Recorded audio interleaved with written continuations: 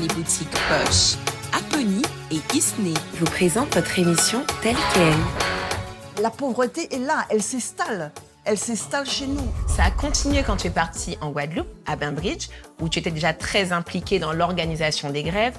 Puis quand tu es partie à Toulouse, où tu vas militer sur ta mobilette, coller des affiches, lutter contre les fascistes. Je pense à toutes ces féministes. Et là encore, j'ai envie de pleurer.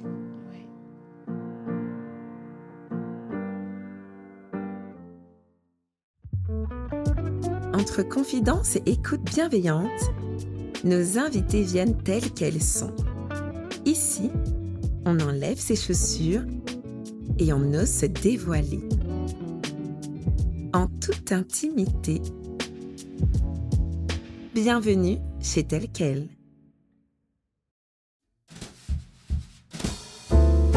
Une vie entière à lutter contre les injustices et les inégalités envers les femmes. Georges Arnaud est notre invité. Bonsoir à tous et bienvenue chez Telle Quelle. Sa vie est un acte militant, un engagement féministe au quotidien, une vie à lutter contre les injustices et les inégalités envers les femmes. Je reçois ce soir Georges Arnaud. Bienvenue chez Telle Quelle. Bonsoir à toutes, bonsoir à tous et merci de m'avoir invitée. Je suis vraiment honorée. Merci d'être... Tout le plaisir est pour nous, Georges. Alors, on va se tutoyer. Tu connais un peu le principe de l'émission, mais c'est normal. C'est assez rare dans les émissions, mais chez Telle Quelle, c'est ainsi. Donc, écoute, Georges, merci donc d'avoir accepté mon invitation. On va faire plus ample connaissance. Donc, je vais rappeler pour les téléspectateurs, tu as été présidente de l'Union des femmes de la Martinique pendant 12 ans. Tu as cofondé en juillet 2013 l'association Culture Égalité qui lutte contre toutes les discriminations envers les femmes, dont les femmes sont victimes. On va parler un peu de ce parcours très riche, très dense, mais avant, on doit découvrir ton objet mystère.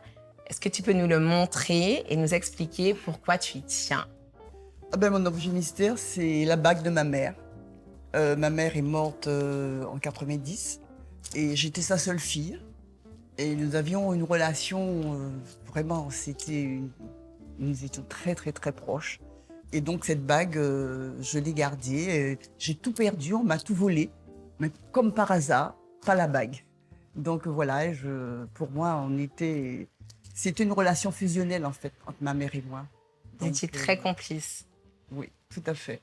En parlant de ta maman, on va parler justement de ton enfance. Alors, tu es née le 6 mars 1953 au François. Tu as grandi sur une habitation de canne à sucre. Ton père était géreur d'habitation et ta mère sur tous les fronts. Elle gérait la paix des travailleurs, elle gérait également la boutique. Je sais que tout n'a pas été rose dans ton enfance, mais tu en gardes quand même des souvenirs assez joyeux. Est-ce que tu peux en partager quelques-uns avec nous? Alors tout d'abord, je suis née le 2 mars. Et pas le 6. Pas le 6. Le 6, c'est le jour officiel. Mais comme mon père n'a pas eu le temps d'aller me déclarer, puisqu'il était sur l'habitation, en train de travailler sur l'habitation, donc il m'a déclaré le 6, 4 jours. Mais mon anniversaire, c'est le 2 mars. Oui, cette vie sur l'habitation était une vie pour moi de petite fille. J'étais particulièrement heureuse de cette vie, même si c'était très dur dans les conditions de ce qui se passait, de la vie des travailleurs. Mais là où on était, où on habitait, où le soir, il y avait les veillées avec les travailleurs qui étaient des fois un petit peu méchés, qui venaient raconter la guerre 14, la guerre 45. Et c'était assez extraordinaire. Et aussi, quand il y avait l'arrière-saison, c'est-à-dire quand il n'y avait pas la coupe de la canne, il y avait les travailleurs qui allaient faire la pêche. Et ils ramenaient des poissons. Et au clair de lune, on nettoyait. Moi, comme j'étais gamine, on me donnait une pelure de canne pour nettoyer les poissons. Et c'était un truc. Et après, on faisait des blaffes de volants et de toutes sortes de poissons. Et c'était des moments vraiment très, très heureux sur l'habitation. Et en plus, nous étions entourés autour de cette maison. Il y avait ce qu'on appelait la rue Cazenègre. Et il y avait des manguiers à profusion où j'en ai vraiment abusé et à en tomber malade. Et puis cette vie aussi au François, dans le bourg du François. Et le souvenir le plus agréable pour moi, le plus heureux, c'est quand il y avait la fête communale, avec les tables de jeu, des des gens qui venaient et c'était extraordinaire. Moi, j'en garde un souvenir et même un Trinidadien qui venait à la fête du François à la Saint-Michel et qui, de temps en temps, je tenais la table de jeu pour lui quand il allait, prendre son punch et puis ce cheval-bras et que tout le monde adore. Et c'était des moments vraiment extraordinaires. C'était une jeunesse, une petite enfance, une jeunesse, oui, agréable. Mais à côté de ça, des moments quand même extrêmement difficiles sur l'habitation. C'est ça, justement, on va y venir. Il y a eu aussi des moments assez... que tu as vécu comme étant assez effrayants plus jeune. Alors, tu me parlais du jour de la paye, par exemple, où tous les enfants avaient un peu la trouille. Pourquoi? C'était quoi l'ambiance? C'est-à-dire que la paye se passait le samedi soir, le samedi après-midi, parce que les travailleurs étaient rarement d'accord avec ce qui avait été déclaré comme travail. Et donc, il y avait de gros conflits. Mon père, qui était un peu major, qui faisait la paye avec ce qu'il fallait à côté. Et donc, il y avait vraiment des fois, ça pouvait se terminer dans de la violence. Et c'était pour nous très, très effrayant. Mais en même temps, à côté, nous faisions des gâteaux et on vendait aussi les gâteaux pour eux, pour avoir un petit peu d'argent. Mais c'était des moments difficiles. Et puis d'autres moments qui étaient quand même assez difficiles sur l'habitation, c'est quand il y avait eu des grèves. Oui, celle de 63 notamment. Oui, et c'est ce qu'on appelait la grève marchande. Et mon père, qui était aussi, comme je vous dis, assez major, ne voulait absolument pas qu'on vienne empêcher aux travailleurs de travailler. Donc, le Parti communiste martiniquais était très, très fort. Et il y avait M. Platon, toutes ces personnes qui menaient les grèves. Et lui, qui n'était pas du côté du Parti communiste martiniquais. Donc, il y avait ça et c'était vraiment une trouille. Parce qu'il attendait avec son fusil et en disant « Personne ne va rentrer sous l'habitation. Moi, c'est moi qui chef. Qui moun qui va venir, dis-moi, empêcher mon moins travail. » Donc, c'était des moments difficiles. Tes parents t'ont permis très tôt d'être autonome et responsable. Tu m'expliquais que lorsque tu avais 10 ans, tu descendais seule à Fort-de-France, déjà chez le médecin. Comment tu as vécu à cet âge, justement, cette liberté, cette autonomie, ce grand sens des responsabilités déjà? C'était pour moi presque normal parce qu'il n'avait pas le temps de venir m'accompagner. Et ça m'a permis aussi d'avoir une espèce de liberté aussi, de prendre des risques, de connaître la vie aussi, de savoir où j'allais, de connaître les routes, de savoir où on s'arrêtait. Et je crois que ça, c'est important parce que maintenant, on accompagne beaucoup les enfants dans tous les faits et gestes. Et ça m'a permis peut-être de renforcer cette liberté, cette capacité de prendre des risques aussi. Et parce que je montais à cheval, j'escaladais les arbres et personne. Et quand je dis à ma petite fille, bon, elle monte là, tout le monde a peur qu'elle monte une petite colline, alors que bon, et ça, on élève les petites filles comme des petites poupées, il ne faut pas prendre de risques, elle va tomber, elle va salir sa robe, alors que bon, moi, c'était tout à fait le contraire. Et je crois que ça m'a permis justement d'être un petit peu ce que je suis actuellement, oui. Et cette liberté, je pense aussi que ma mère, elle était aussi une personne, tout en étant cette femme qui, dans la tradition, qui s'occupait de tout avec toute la charge mentale. On ne parlait pas de charge mentale à l'époque, toutes les responsabilités qu'elle avait. Mais elle arrivait à faire ce qu'elle voulait, ce qu'elle avait décidé. Et je crois que ça aussi, elle voulait m'élever aussi dans cette lignée, quoi, de liberté, de faire des choix pour soi, quoi. Et on verra que cette prise de risque t'a suivi tout au long de ta vie. Et je pense que même aujourd'hui, tu en prendrais bien encore quelques-uns, me dit-on dans l'oreillette. Alors, on va parler un peu de la partie donc ta vie étudiante. Parce que dès le lycée à Fort-de-France, tu étais déjà leader, meneuse, très populaire. Ça a continué quand tu es partie en Guadeloupe, à Bainbridge, où tu étais déjà très impliquée dans l'organisation des grèves. Puis quand tu es partie à Toulouse, où tu vas militer sur ta mobilette, coller des affiches, lutter contre les fascistes. Le militantisme est vif chez toi, il est puissant. D'où te vient ce feu, en fait, qui brûle en toi? C'est-à-dire que très très jeune, dès mon enfance, la situation des travailleurs, la situation des femmes qui travaillaient sur l'habitation, je vivais ça comme c'était de l'exploitation en fait. Et je vivais ça comme une injustice. Et j'ai toujours été très touchée par ça. Et j'étais très proche de ces gens parce qu'il n'y avait pas, moi, le géreur qui était là et puis nous, on était les petites aristocrates. Pas du tout. On vivait avec toutes ces personnes, avec les enfants d'ailleurs, des travailleurs et des travailleuses, et puis des coupeuses de canne, et puis ce qu'on appelait les petites bandes, c'est-à-dire les femmes qui fumaient la canne à sucre. Elles arrivaient avec leurs bras, tout le corps protégé parce qu'elles avaient une petite boîte en bois avec une boîte de sardines et elles allaient fumer, mettre de l'engrais dans les rejetons de canne à sucre, ce qu'on appelait les rejetons. Et c'était des métiers extrêmement durs parce qu'elle faisait ça sous le soleil. Elle commençait très tôt, sous le soleil. Et on savait pertinemment aussi qu'il y avait, c'est après que j'ai pris conscience de ça, sur la question du droit de cuissage aussi. Oui. Comme disait une femme qu'on connaît et qu'on voyait très bien dans les grèves, qui disait « en yiche en pain ». En pain, en yiche. C'est-à-dire que souvent, il y avait aussi ce côté-là. Donc très très vite,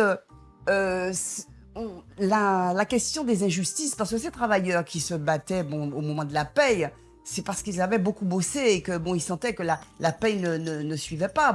C'était ça. C'était sous-payé. Et oui, et donc avec mes frères, nous avons été très très tôt en prise avec la question des injustices et de l'exploitation des gens. Et c'est pour ça que très vite, je me suis, dès les années 68, et puis il faut dire que en 68-69, le mouvement lycéen était très important.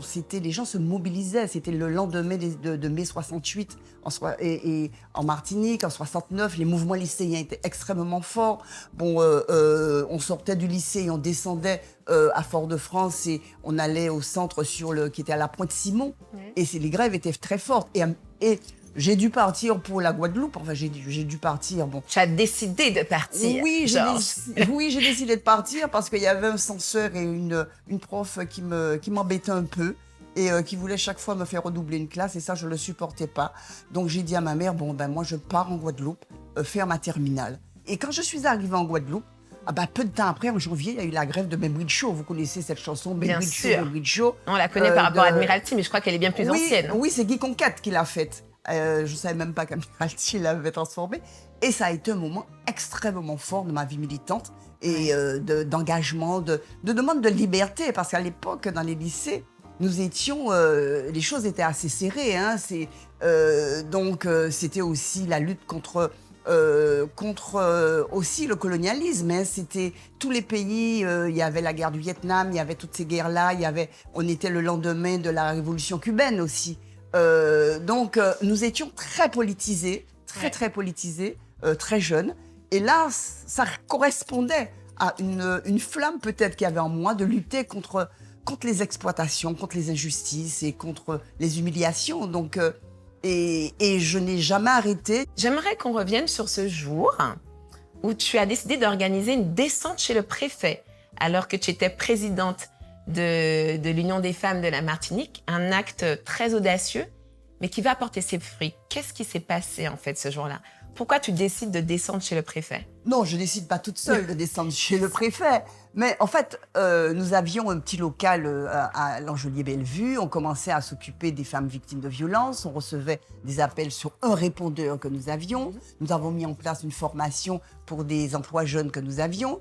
Avec une psychologue, Pascal Benoît, je me souviens très bien. Et puis, on reçoit un appel d'une assistante sociale du Morne Rouge qui nous dit qu'il y a une femme victime de violence, il faut absolument la sortir de là. Alors, on lui dit, oui, de l'emmener, on va voir ce qu'on va faire. Et la déléguée aux droits des femmes donnait à cette époque-là des nuits d'hôtel. Il faut savoir qu'à cette époque, il n'y avait pas d'espace d'écoute, il n'y avait pas de centre d'hébergement pour les femmes qui étaient victimes de violences. Donc, nous allons chercher ce bon pour l'emmener, pour le donner à cette femme, et on l'a logé à l'Impératrice. À l'époque, l'Impératrice acceptait qu'on loge certaines femmes chez elle. Mais elle était seule ou elle était avec des enfants? Et donc, on arrive à 13h, on l'accueille à 13h avec 2 enfants. Elle était enceinte. Donc, à cette époque, c'était nous qui portions le petit déjeuner, le dîner, tout le reste. Et pendant ce temps, nous sommes allés voir le conseil général qui était en charge du logement, le préfet qui avait une obligation quand même de nous donner, de loger, de s'occuper de la question des violences faites aux femmes. C'est sa responsabilité, c'est de la sécurité. Donc, finalement, on arrive à avoir un compromis, enfin, quelque chose, et on nous promet sur un logement pour cette femme. Entre-temps, il y avait une deuxième femme.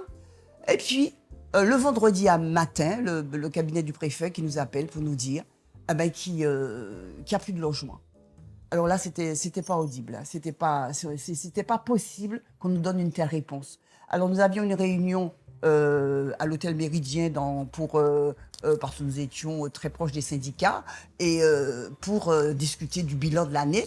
Et nous avons décidé d'aller chez le préfet. Donc, nous avons décidé que toutes les autres femmes allaient rentrer par les portes coudines, enfin, par tous les couloirs possibles et imaginables de la préfecture, et que moi, je rentrais avec la femme, avec couche, biberon, enfants, biscuits et tout le reste. Très bien. Mais on a quand même bénéficié de la complicité du planton qui était là, au pied de l'escalier du palais que vous connaissez, c'est le même. Hein, et nous sommes montés là, dans le hall, et nous sommes arrivés, nous avons demandé à voir le préfet. Et c'était quand même important parce que c'est ce jour-là que des femmes, des féministes ont brisé le silence autour des violences faites aux femmes. 30 ans après la France, puisqu'en 70, en 71, il existait et des centres d'écoute, des centres d'hébergement. Et c'est comme ça qu'avec ces militantes, nous étions 8 dans le hall, plus la dame et les enfants. Nous avons brisé le silence et nous avons dit à ce moment-là que le privé est politique. Et que la question des violences en direction des femmes, c'est pas la question de la femme et de l'intimité. C'est une question politique et profondément politique et qu'il fallait donner les moyens aux associations pour recevoir les femmes et qu'il fallait un espace d'écoute et que c'était de la responsabilité de l'État et un espace d'accueil, un centre d'hébergement. Donc c'est comme ça que l'UFM a ouvert son premier centre d'écoute et nous avons créé en 2001 le premier centre d'hébergement et de réinsertion sociale pour les femmes de la Martinique. Et il n'y en avait pas non plus pour les hommes. Et c'est comme ça que nous avons mis en place notre première campagne en 2001 sur la question des violences en direction des femmes. Et on n'a jamais arrêté. Donc une lutte que tu continues aujourd'hui à travers l'association Culture Égalité, à travers toutes les actions que vous menez qui sont très nombreuses. J'aimerais quand même qu'on prenne le temps rapidement de parler aussi du harcèlement sexuel en Martinique. Qui est un vrai sujet. Est-ce qu'on a eu une vague MeToo ici? Non, elle a été très très timide pour vous dire qu'elle n'a même pas existé. Parce que, pourquoi? Tout simplement, on est dans un petit pays, hein, très petit pays. Quand on rencontre quelqu'un là, et puis le soir, on la rencontre de l'autre côté du pays. Il y a la question du chômage est quand même est très très important. Donc, les femmes qui sont victimes de harcèlement n'osent pas parler. Et il n'y a pas non plus de solidarité des autres collègues, parce qu'en fait, les collègues ont peut-être été aussi victimes et n'ont rien dit. Donc, il y a vraiment un problème à ce niveau-là. C'est-à-dire que les femmes, le mur du silence n'est pas tombé.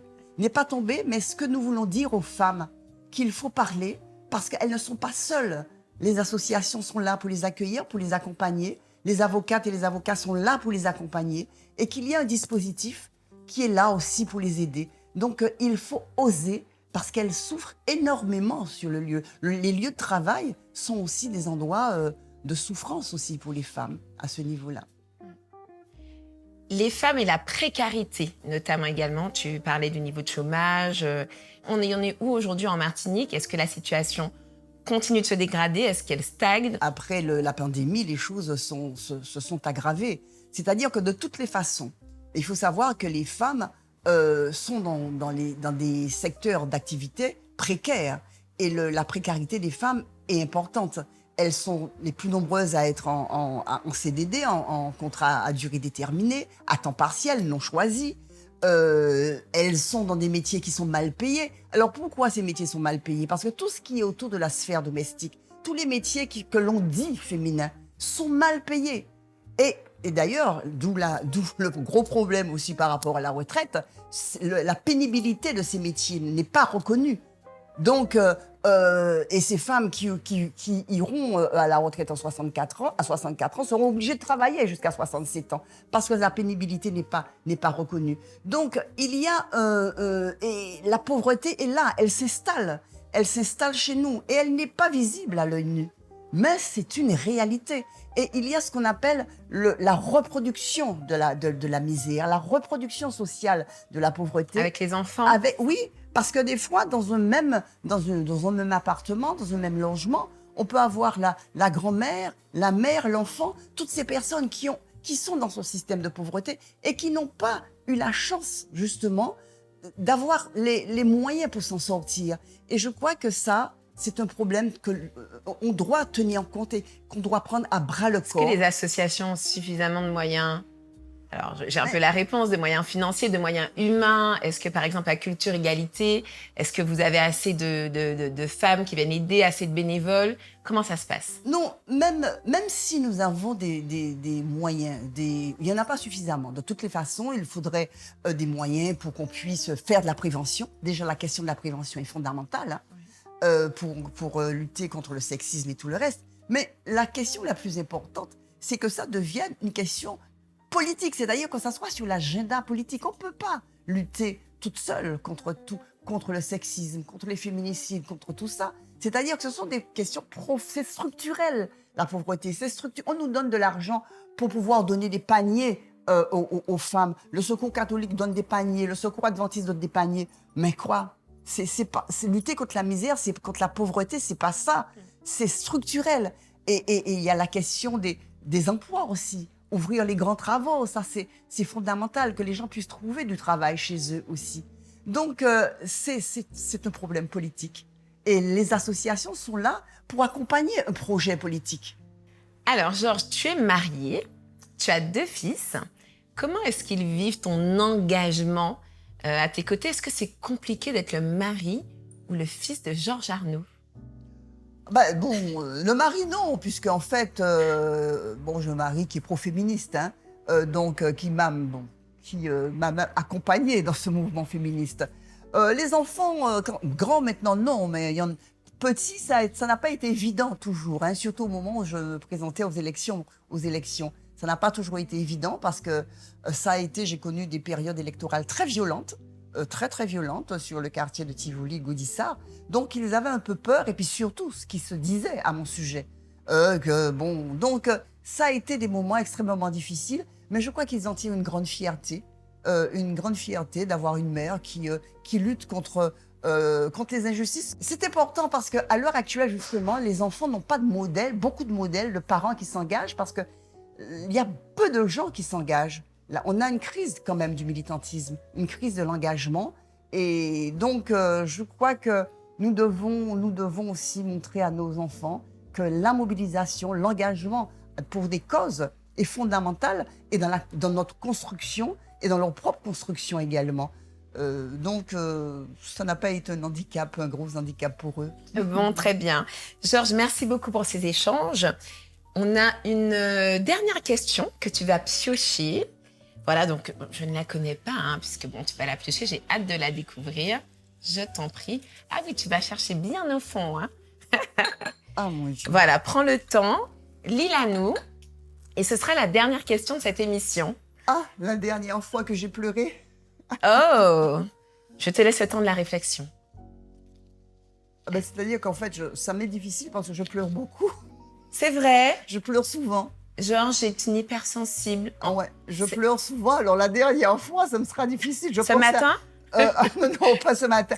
Non, c'est vrai que des événements me font... Là, par exemple, si je pense à mes amis féministes d'Haïti, je peux pleurer là, maintenant. Parce que, je trouve que la situation est extrêmement difficile. Je pense à Danielle Magloire, je pense à toutes ces féministes. Et là encore, j'ai envie de pleurer. Oui. Et je leur envoie un grand bonjour. Merci beaucoup, Georges, pour tous ces partages. Très riche, merci encore d'avoir accepté mon invitation. Parce que je trouve que c'était déjà très important pour moi de te recevoir. Et je pense que toutes les personnes qui nous regardent ce soir te remercient pour tous ces combats que tu mènes pour que nos enfants vivent dans un monde meilleur demain. Merci beaucoup. Merci. Et puis, j'amène toutes les téléspectatrices à nous rejoindre dans les mouvements de mobilisation. Et merci, Caroline, de nous avoir reçus et surtout d'avoir reçu la parole féministe. Merci à toi. Saki upa mode yo meche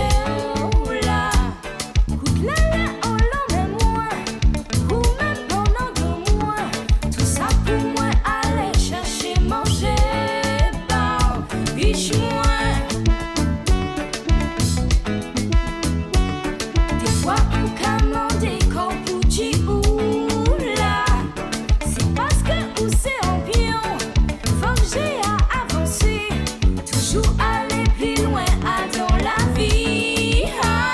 Il joint. Et soit moi aller dormir à minuit, monter café en l'air. La mélangerie passe, voyons l'école, tout ça c'est toujours mon mot. Mon sac qui ou pas monter, yo météo là. Les boutiques Poche, Apony et Isney vous ont présenté votre émission telle qu'elle.